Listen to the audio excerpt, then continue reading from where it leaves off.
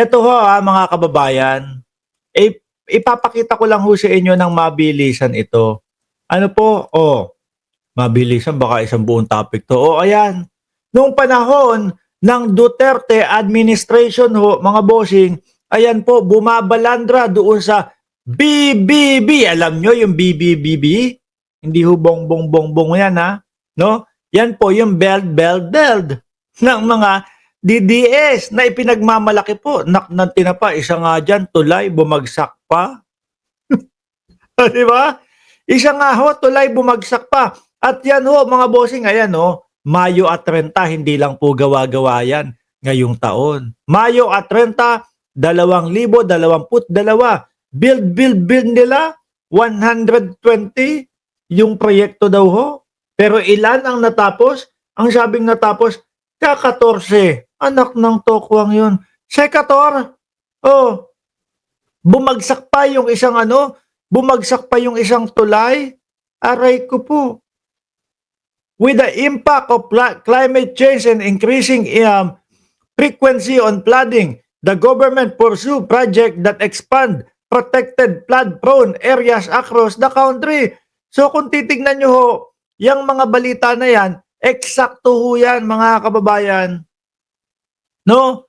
Eksaktong-eksakto ho mga bossing nung panahon ni dating Pangulong Duterte at ngayon nga ho, eto nagkakabahaan po sa panahon ni Pangulong Bongbong Marcos. Nakikita, nalalaman ng taong bayan. Kasi bumabaha ho, Metro Manila, bumabaha sa Davao, bumabaha sa lahat ng lugar eh. Diba? Yan ang sinasabi ko. Karamihan ho niyan, nung mga ghost flood control ho, mukhang etong mga ito, Duterte's 13,917 flood controls is missing. In 2022, former President Duterte flood control project for about 13,917 had been completed. O yan ha, yung kampo ni Senator Ping Lacson ho, mga kababayan. Sila mismo ang nagsasabi. Pinuntahan ng kanyang team, nag-ala Jessica Soho, yung kampo ni Ping Lacson. Inusisa, inalam, inimbestigahan, nakasulat, yung flood control na yun, completed na daw ho. Nung pinuntahan, wala ni isa. Wala ni isang nakita, pati isang hollow block yata, walang nailagay. Diba? Bakit di maramdaman? Nasaan ang flood control niya? Ang dami nun. Kung yung 5,500 na bagong gawa ni PBBM, paano pa kaya yung 13,917 nitong si Duterte? Kaya kakaunti lang ang gumagana ho, mga kababayan. Ilan ho lahat yan nung panahon niya? Ito yung mga abogado ng mga kakamping. Isiniwalat yung mga numero o yung mga presyo ho ng flood control ng dating Pangulong Duterte. Kasama dito ang 51 billion total flood control budget ni Pulong Duterte sa Davao for year 2020 hanggang 2022. Pero yung Davao ha, grabe, sobra ang pagkabaha. Kulang na lang sabihin, wow Davao. Ay hindi, wow Dagat. Kulang na lang ho sabihin ganun mga kababayan eh. 2016, panahon ng unang upo, 64 million. Sumunod, 2017, sorry. No, hindi pala uso. Hindi ho pala uso, mga kababayan, sa gobyerno ni dating Pangulong Duterte, yung milyon-milyon. Bilyunan pala, mga bossing.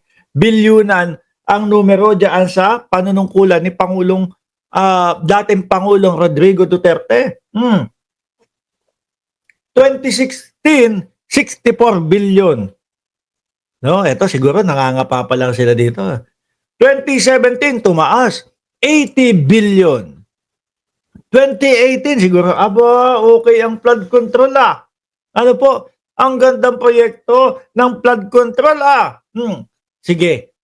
2018, subukan natin. 141 billion.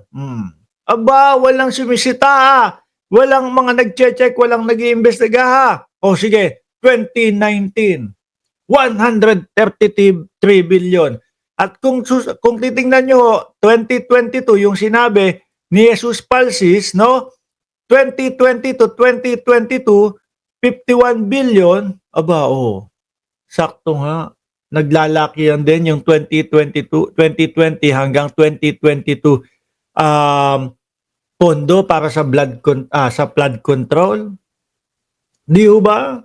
15 milyones kay Pulong Duterte. Ilan? 51. 51 billion ang napunta kay Pulong. Pero ano ho nangyayari sa Davao? Sige nga.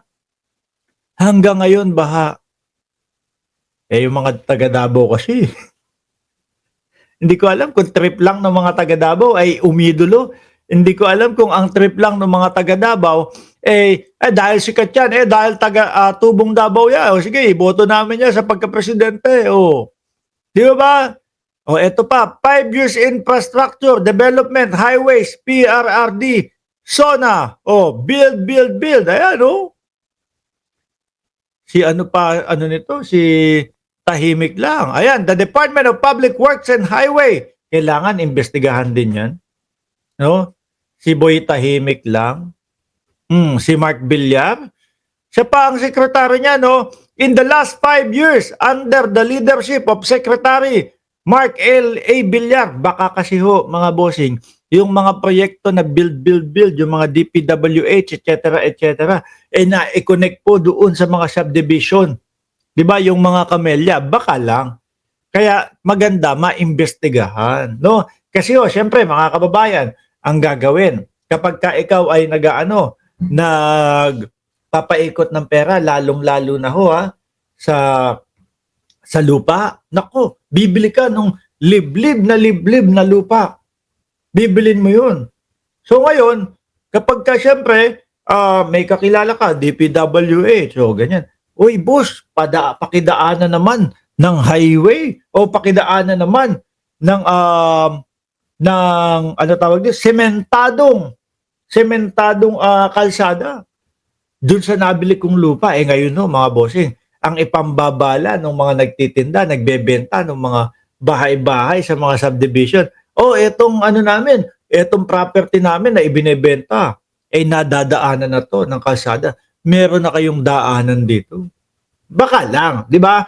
Yun naman ang sinasabi natin.